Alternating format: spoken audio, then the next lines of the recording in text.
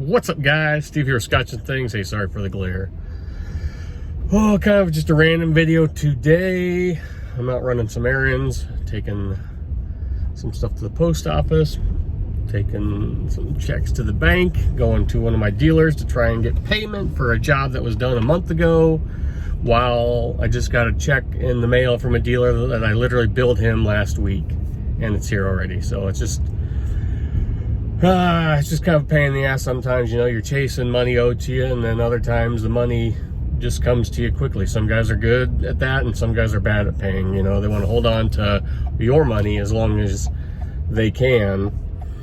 But, you know, that should be about it for the season, which is nice. One, so we get some time to relax because we're about ready to take off our fishing trip. But it's a little stressful, you know. Unless we get, I mean, there's some weather depending repair jobs we might work on.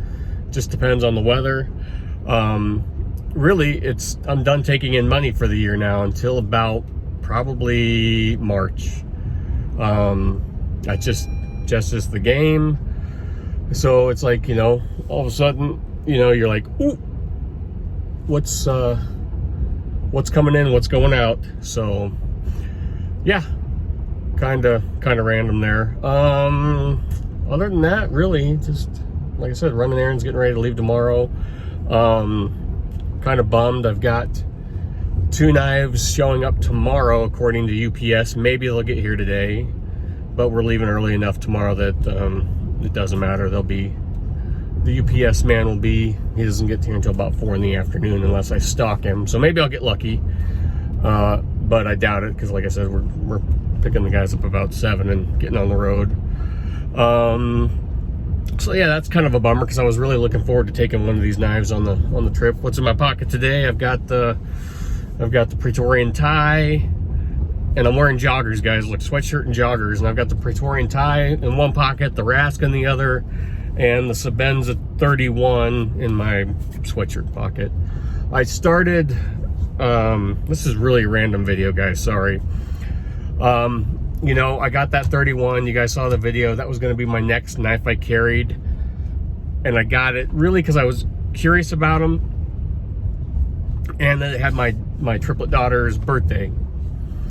Well, then I saw another knife. Oh, the seat here, Jesus. Then I literally, like the next day, another knife came up with their birthday. You'll see that here, maybe tomorrow, maybe in a couple days. I really like these knives, and I grabbed it. So then I had buyer's remorse on the 31. So I just sat on the 31 and was thinking about selling it. And then my tie came in, and that went right in the pocket. So the tie is what I'm carrying in December. It came in last Friday, or this Friday. What is it? I don't even know what today is. Today's Monday, it came in Friday. So yeah, a little late, so I'll carry it through December. And then probably the 31, depending on what else shows up. But I'm gonna try and get the 31 carried alongside the tie, if that makes sense, because the tie is such a big knife. You know, sometimes it's not the most appropriate knife for the task, but that's what I'm testing it for. So we'll just see. So I'm carrying, well, 3 knives right now, but always have a Rask on me. The Sebenza 31, and then the Praetorian tie. Sorry, that's just kind of a ramble. Because then I thought, well, shit, they're triplets, so why not just try and track down a knife so each of them can have one day. Not that they care, but that's just the way I think. What else?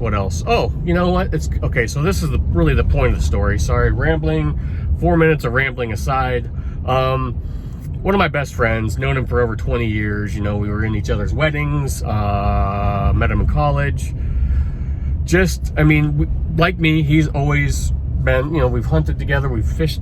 Yeah, we went fishing a long time ago.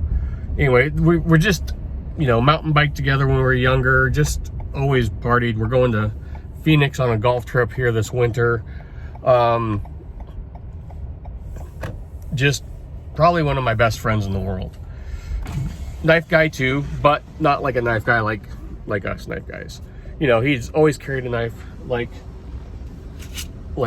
many people do. But like me, sorry, I'm switching the camera hands. I gotta mail some stuff. for a long time, it was the same thing as me, where it's a lot of $10 and $15 knives, which is no problem if that's what you're into, you know, and it's fine, you know, because it's, at the end of the day, it's a tool. It's a tool for cutting and doing whatever else you do with it. Prying, I don't care, whatever you do. It is a pocket tool. So, but over the years, he's seen my knives get a little bit nicer, a little bit more expensive. And I've never, just like, I think this is my theory, just like on guns. When someone's looking for a new firearm and getting into it, I never push my interest on them. That's what pisses me off going into these gun counters, if you've seen those rant videos, are these salesmen pushing their beliefs and their preferences onto a new shooter. So that really, really bugs me when people do that. And sometimes people do that to their friends too. But same thing with knives. Don't buy something because I like it. So what I did was, you know, he had mentioned that he wants to maybe get a little bit nicer knife. So I got most of my collection together, not all of it, because some of it's just way out there for him, right? You don't want to go from $15 to super way high end, crazy stuff. So got a bunch of stuff for him to look at so he could feel and handle, and, you know, not to say what I like the best, not to say what he should get, just explain to him, you know, the Holy Trinity and then the Spider Co, you know, showing him like the compression lock compared to, you know, a frame lock compared to a back lock, you know, just because if you've never seen a compression lock, it's really foreign, you know, and explain what's this hole for. Well, they call it the Spidey hole, you know, and it's for flicking and, or, you know, doing this, and thumb studs and flippers and all that good stuff, bearings versus washers, letting him play with different knives and letting him make his own decision. We're lucky enough that we have a knife store fairly close to us. He's in Lincoln and the store's in Omaha. Omaha Knife, big shout out, by the way, that guy's awesome. Curtis, super cool dude. Spent a lot of money there, but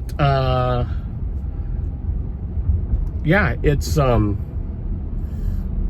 he handled a bunch of my stuff and then went in and he decided he wanted a Para 3. So I have the Para 3 lightweight. I have the Para 3 Maximate. I explained to him, I said, I love Maximate. I said, for me, it's held an edge forever, so I don't have to worry about sharpening it. Here's an old person driving down the wrong side of the road. So, you know, and he liked it too. He didn't like the FRN handles when he went to the store. They had one, and that's what he got, because he doesn't want to worry about sharpening. He also picked up one of the newer ZTs, not the triple, I can't remember the numbers, not the one that's like paying homage to the 999 with those flying buttresses, not that one, but the other one. And he really likes them. Literally like a week later, we went back there. We were in Omaha messing around. We had lunch and stuff. So this was a couple days ago, Friday, and he bought a Hinderer. So just out of the, he was looking at, he saw my Hinderer XM18, but I think the orange scales kind of put him off. You know, bright colors on knives aren't for everybody. But he was wanting a ZT 562, great knife. You know, I was like, awesome. He was trying to decide if he wanted the carbon fiber or the titanium scales, because they had both of them there. Just so happens we're playing around with knives, and right by that I saw he had 2 XM18 recurves, and the recurves have just come out recently, hitting dealers, and he had 2 of them. I'm like, oh, awesome, man, let me see that. And I was just about ready to buy it. I was like, oh, I don't need another knife right now. So, but then my buddy starts playing around with it and is like, well, this is what this, you know, basically it's what the 562 is based off of. And there's that whole, does ZT make a better Hinderer than Hinderer? And after playing with both of them, honestly, I like the XM18 more. You can see the similarities, but I like you can use the thumb studs for deployment, where I can't do that on the ZT. They're just too small. And he ended up going with the Hinderer Completely surprised himself. I mean, so in the span of like a week and a half, he's got a Para 3 Maximate, one of the new ZTs, and a Hinderer XM18. So he's in deep. And that was without any, I never pushed him, I never said anything. I just kind of, you know, we're dudes. Like I said, we were both into knives, but he wasn't into knives where he was constantly on the hunt for one. He just bought it to use until it was done, until he couldn't sharpen it, and he'd buy another $15 knife. But now he sees the quality, and he likes the American-made stuff, and he's getting into it, and that's really cool. That's a lot of fun, getting someone in to, like, say, the community or collecting, or just maybe these are the only 3 he ever gets. But that's pretty cool. He's got like a rotation now. It doesn't have to be a giant collection, but he's got a different rotation for different needs, different occasions, and that's cool.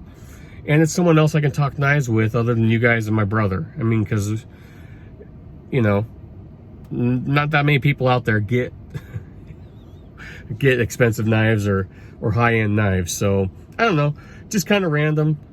Hoping UPS shows up today. I've got to call another company that I purchased the knife from and haven't got nothing from them. Purchased it last week and they promised to ship it out and nothing. So kind of bummed out, disappointed on that. Call them and see what's going on.